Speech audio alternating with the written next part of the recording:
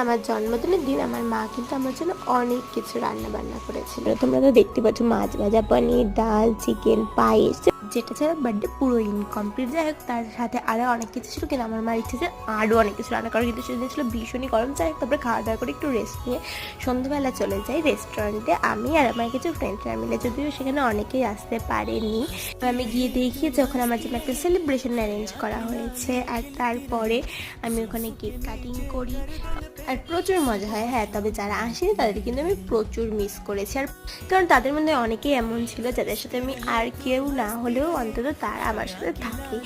Cake কাটিংয়ের পরে কিন্তু আমি আর কোনো ক্লিপই নিতে পারিনি, পরে কয়েকজন এসেছিলো, তাদেরও ক্লিপ নেওয়া হয়নি।